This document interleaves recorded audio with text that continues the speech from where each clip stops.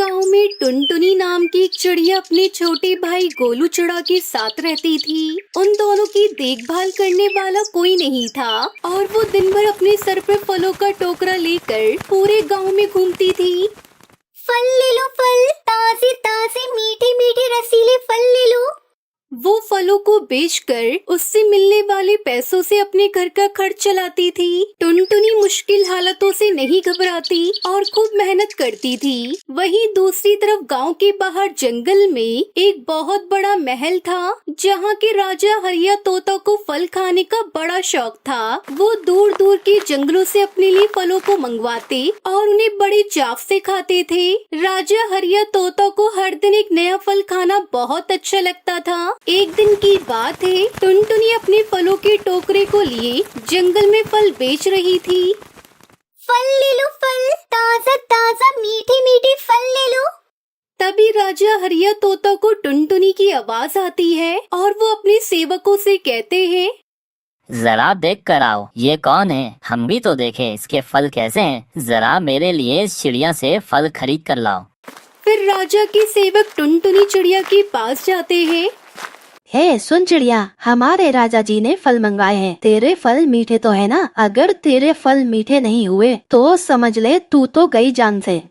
ये सुनकर टुनटुनी चिड़िया ने डरते डरते कहा, मेरे फल बहुत मीठे हैं और मुझे यकीन है राजा जी को ये फल जरूर पसंद आएंगे। फिर सेवक टुनटुनी चिड़िया से फल लेकर राजा हरिया तोता को लाकर दे देता है। राजा हरिया तोता फल खाकर बहुत खुश होते हैं। अरे वाह, कितने स्वादिष्ट मीठे मीठे फल हैं। मजा आ गया खाकर। सुनो सेवकों, कल से जब भी ये चिड़िया फल बेचने यहाँ आए तो तुम उसके सारे फल खरीद लेना हमारे लिए, समझे? और अब जब भी टुनटुनी महल की तरफ आती तो राजा उसके सारे फलों को खरीद लेते थे और बदले में टुनटुनी को इनाम भी देते थे। इस तरह दिन गुजर रहे थे। राजा हरिया तोता सिर्फ टुनटुनी से ही फलों को खरीदने लगे और इस तरह टुनटुनी को भी खूब पैसे मिल जाते और उसका घर बहुत अच्छा चल रहा था। तभी एक दिन राजा हरिया तोता को पहाड़ों के फलों के बारे में पता चलता है। वो उन फलों को खाने के लिए उत्साहित हो जाते हैं और अपने सेवकों से कहते हैं, सुनो कालू कौवे, मैंने सुना है कि पहाड़ों के फलों का स्वाद बहुत ही अच्छा होता है और वहाँ के फलों की बात ही कुछ और है। हमें वहाँ के फल चाहिए, ये हमारा आदेश है। पर महाराज, पहाड़ों पर जाना असंभव है। वहाँ जो भी गया वो कभी वापस लौट कर नहीं आया। रास्ते में ही शिकारी चील उसे मार देते हैं।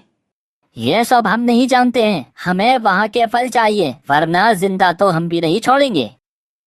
ये सुनकर वो सब सेवक डर जाते हैं। तभी कालू कौवे को टुनटुनी चिड़िया का ख्याल आता है और वो अपने साथी पक्षियों से कहता है, सुनो साथियों, मेरे पास एक उपाय है। हम क्यों न टुनटुनी चिड़िया को फल लेने के लिए पहाड़ों पर भेजें। अगर वो फल ले आई तो हम महाराज को दे देंगे। वो हमसे बहुत खुश होंगे। ये सोचकर कालू कौवा अगले दिन टुनटुनी चिड़िया के पास जाता है। सुनो टुनटुनी चिड़िया, महाराज का आदेश है, तुम्हें उनके लिए पहाड़ों से फल लेकर आने होंगे, नहीं तो वो तुम्हें मार देंगे। मगर पहाड़ों पर जाना तो असंभव है। मैं भला वहाँ कैसे जा सकती हूँ?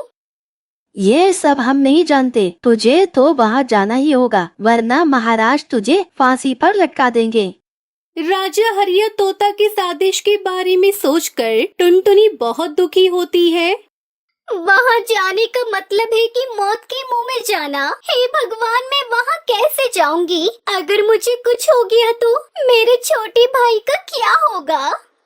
अगले दिन टुनटुनी बिना कुछ सोचे समझे हिम्मत करके राजा के आदेश को पूरा करने के लिए निकल जाती है। लेकिन टुनटुनी ये बात नहीं जानती थी कि पहाड़ों पर जाने के रास्ते में उसे शिकारी चीलों का सामना करना होगा। तभी कुछ देर बाद वो पहाड़ों पर आ जाती है। तभी चील उसे घेर लेते हैं। मजा आ गया। आज शिकार खुद चलकर हमारे पास आया है। कितने दिन से हम भूखे थे, आज हमारी भूख मिटेगी इस चिड़िया को खाकर।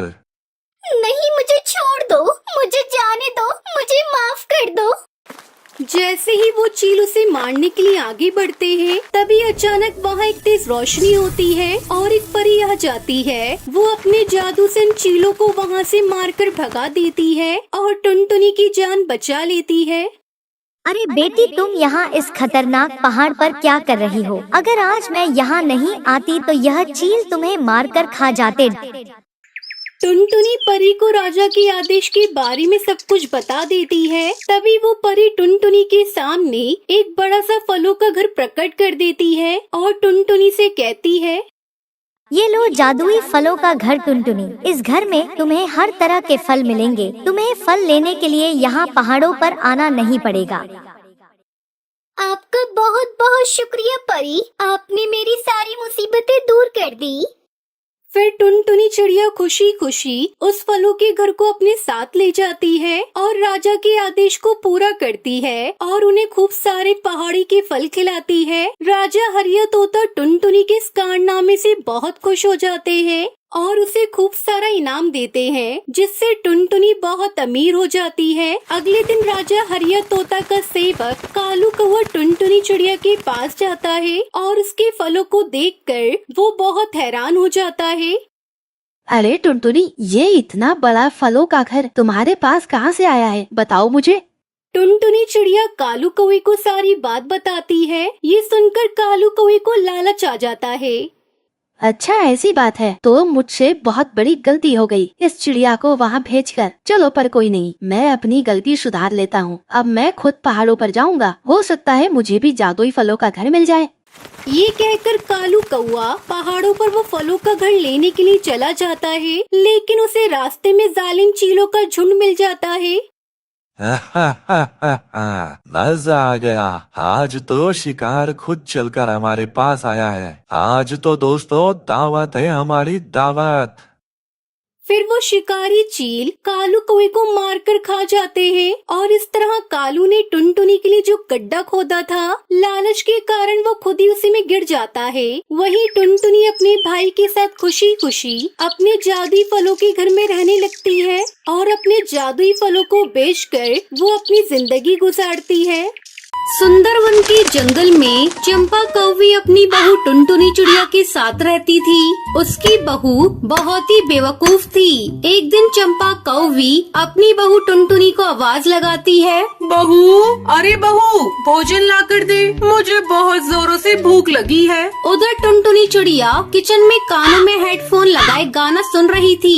बहुत आवाज लगाने पर भी जब टुनटुनी चिड़िया भोजन लेकर नहीं आती, तब चंपा कौवी उसे देखने के लिए किचन में जाती है। अरे कब से तुझे आवाज लगा रही हूँ और तू है कि सुनती ही नहीं। चंपा कौवी अपनी बहू के कान से हेडफोन निकाल देती है। अपनी सास को सामने देखकर टुनटुनी चिड़िया हड़बड़ा जाती है। क्या हुआ माँ जी? माँ जी की बच्ची, कब से मैं तुझसे खाना मांग रही हूँ, लेकिन तू है कि कानों में हेडफोन लगाए गाने सुन रही है। चल हट, अब मैं अपना भोजन खुद ले लूंगी। चंपा कौवी भोजन लेने के लिए जाती है। अरे ये क्या बहू, तूने तो गैस जलाया ही नहीं, अभी तक खाना भी नहीं पका। सॉरी माँ जी, मैं गैस जलाना भूल गई। चंपा कौवी गुस्से में वहाँ से चली जाती है। इस तरह कुछ दिन बीत जाते हैं। एक दिन सुंदर कौआ कमरे में गंदगी देखकर टुनटुनी पे गुस्सा करने लगता है। ये क्या टुनटुनी, दिन भर घर में रहती हो लेकिन कमरे की सफाई नहीं करती। थक कर घर लौटता हूँ तो चारों तरफ सिर्फ गंदगी ही दिखती है। मेरे लौटने से पहले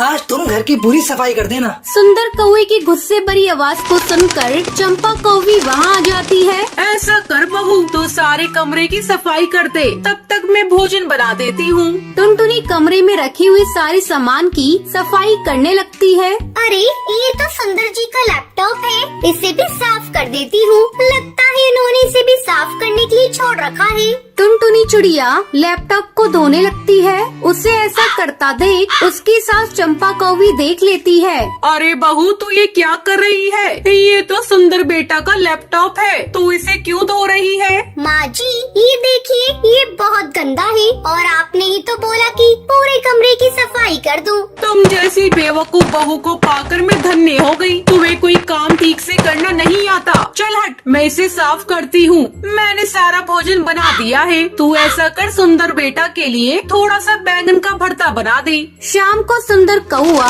ऑफिस से घर आता है। सुन बहू, जा किचन में जाकर सुंदर बेटा के लिए भोजन लेकर आ, और मैंने जो तुझे बैंगन का भरता बनाने को बोला था ना, उसे भी लेते आना। मेरे बेटे को बहुत पसंद है। टुनटुनी चिड़िया भोजन लेकर आती है। बहू, मैंने तुझसे बैंगन का भरता लाने को कहा था, वो कहाँ है? अरे माँ जी, ये रहा बैंगन का भरता। क्या ये बैंगन का भरता है? ये तूने कैसे बनाया है? ये बैंगन तो पूरा कच्चा है, तूने इसे पकाया नहीं था क्या?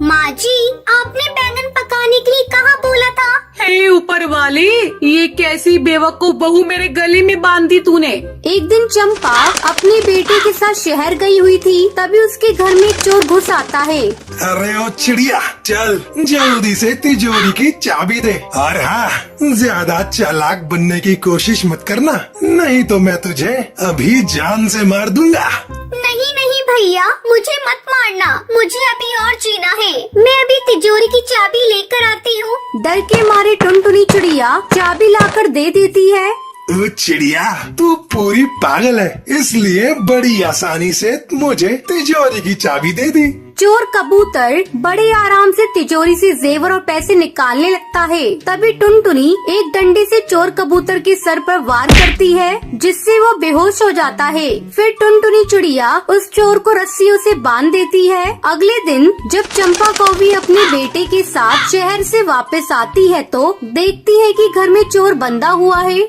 बहू, आज तूने मेरे घर को लुटने से बचा लिया। तू बहुत अच्छी है बहू। मैंने तुझे अनाड़ी समझा, लेकिन तू तो पक्की खिलाड़ा निकली। फिर सुंदर कौआ उस चोर को पुलिस के हवाले कर देता है और सभी खुशी खुशी रहने लगते हैं।